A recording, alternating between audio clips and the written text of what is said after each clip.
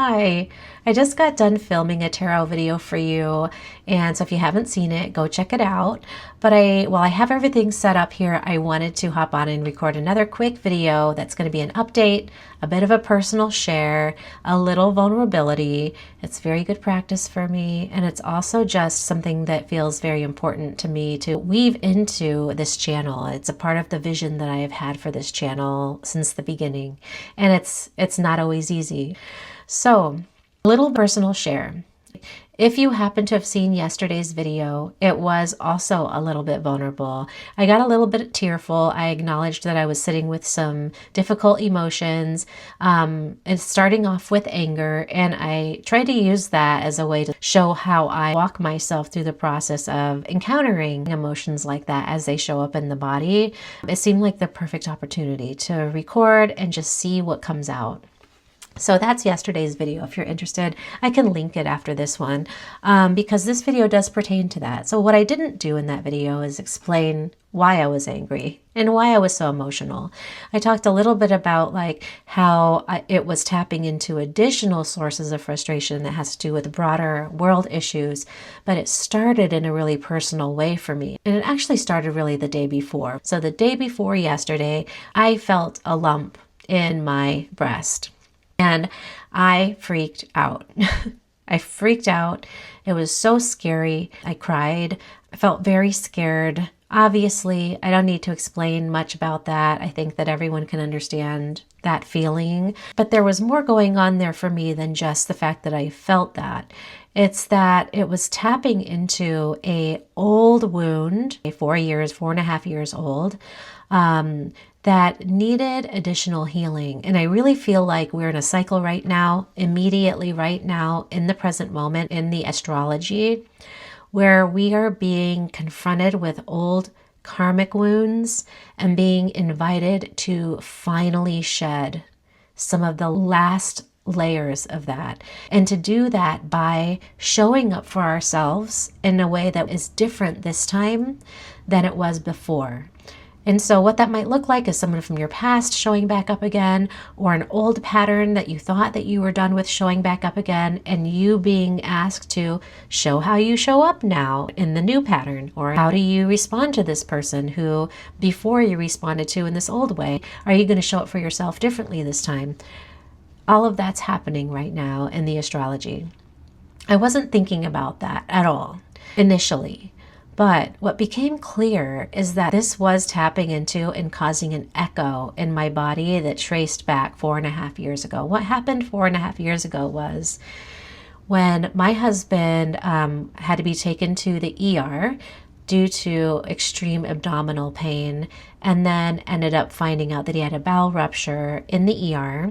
I was in the room when he found out. He already knew he had cancer. He had just found out a month prior that he had stage 4 cancer. The intensity of this abdominal pain came out of the blue though. That's why he went to ER. It was very acute, very intense, and they discovered a bowel rupture. In the room, they announced to us that this bowel rupture was likely to be fatal. Because of the fact that he had stage 4 cancer, and because of the fact that his body was so worn down already, he had just started chemo, and the severity of the rupture itself. And they said, essentially, you have most likely 24 to 48 hours.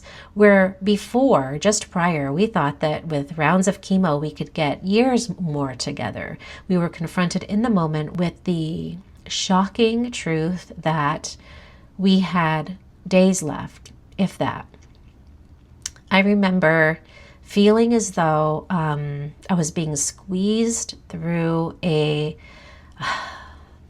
almost like a tight channel and being plopped into a new timeline. It was a weird, very disorienting feeling. Nothing felt real, and at the same time it felt too real. I remember vomiting in the trash can. Anyway, shortly after getting that news, I got a phone call on my cell phone. I did not answer it. I let it go to voicemail, and then I later checked the voicemail. And when we found out that he had cancer, I decided, I need to get all my medical stuff checked out. And so I went and got a mammogram. So this call came in, and the message said, hey, essentially, your mammogram is questionable. It needs to be repeated, essentially.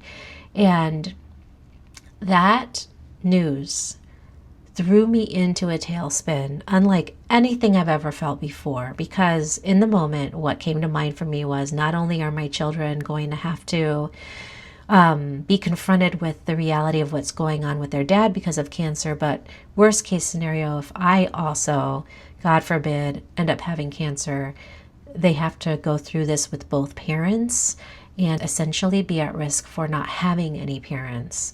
And so it was my worst fears all in one moment.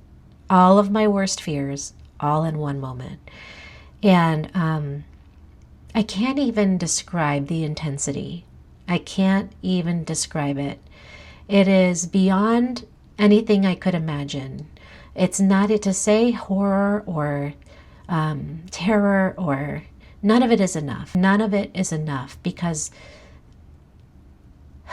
even when I try to access those memories, they're fuzzy, because the intensity was so overwhelming that I know there was a process underway that allowed my brain to create some distance and protect me to some degree. Fast forward, within less than 2 days, he did pass away, and immediately afterwards, I had to go and redo a mammogram, which then led to a need for an ultrasound, which then led to a needle biopsy being needed. And finally, I got some reassuring news that everything looked fine, that the needle biopsy results were good, that this was not something to be worried about, and that this is not something that would put me in a higher risk category in any way. It just needed follow-up. And I could finally breathe. Kind of, right? Because there was all this other stuff going on with the recent passing of my husband and all of that.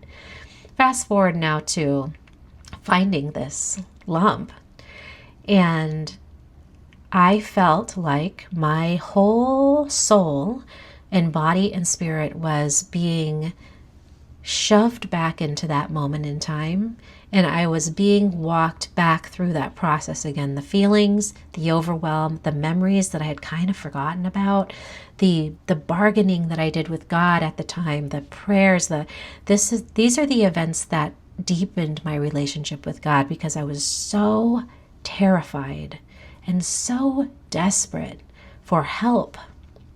So desperate for reassurance that my kids would not be left with no parents. I remember at one point saying, God, if you allow me to survive this, and if you can make it so that this is no big deal, I will dedicate my life to your work. Just give me time. I need to figure this out, right? And I meant it. And it wasn't even really a big stretch to say it, because in the back of my mind, I already knew that that was something I would eventually do. It's just that in that moment, it felt like I needed to say it out loud. I needed to commit to it as much to myself as to anyone else. And I needed any amount of reassurance that I could get. I'm wrapped in this paper gown. I'm ready to go get the needle biopsy. I'm all alone, recently widowed. I couldn't tell my kids because they would have been overwhelmed. So nobody really knows except my mother-in-law, my sister-in-law, who live hours away. It was a very lonely time, and a time that pushed me to the edge, where I had to look directly in the face of all of my fears and make a choice. Make a choice about what to do next. And the only choice that made sense to me was to trust fall. To trust fall as much as I could into my faith. It's all that I had in the moment. And there are so many ways that I also didn't do a great job of showing up for myself through this process.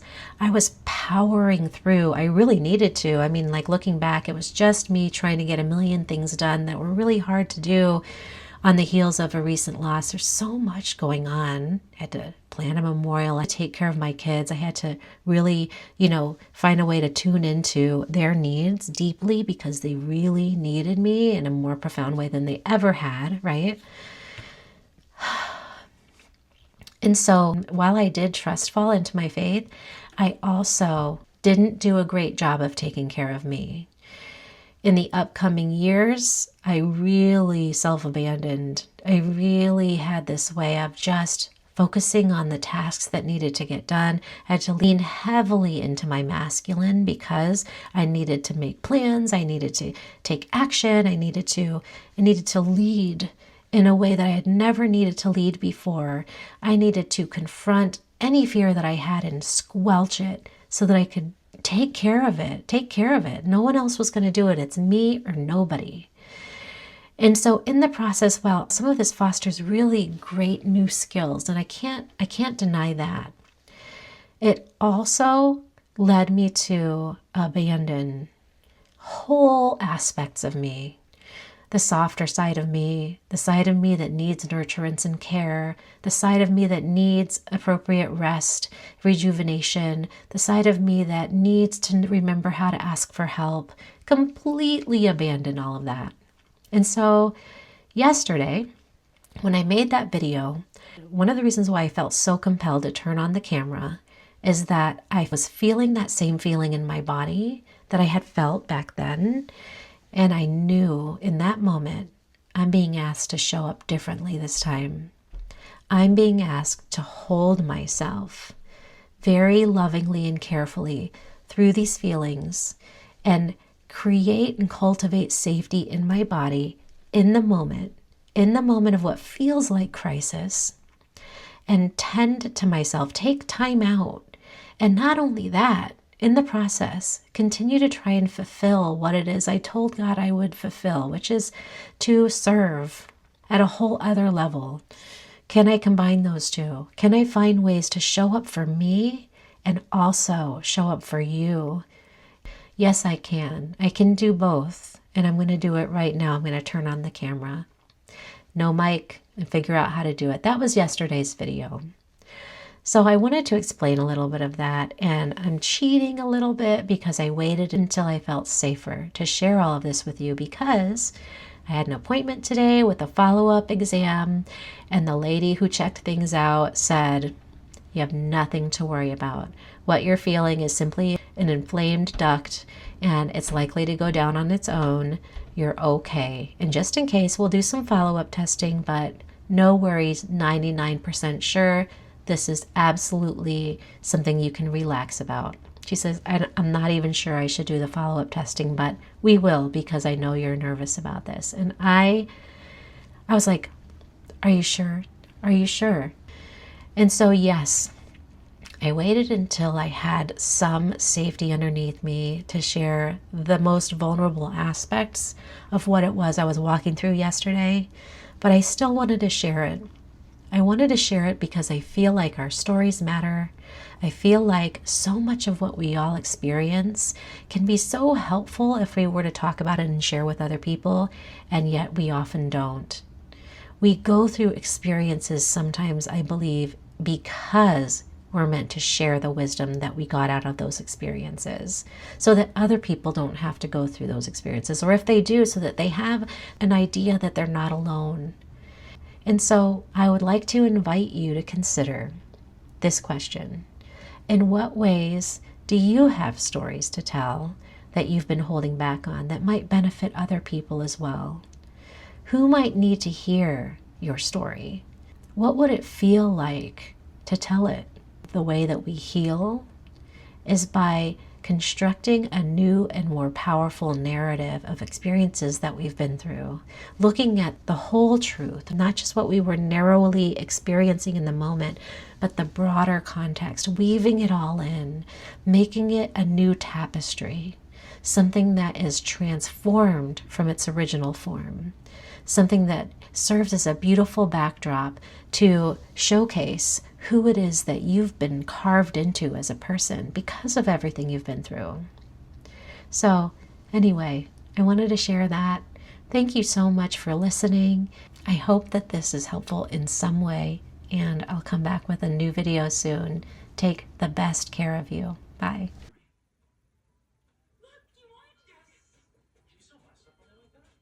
You can. I'm gonna make so much money.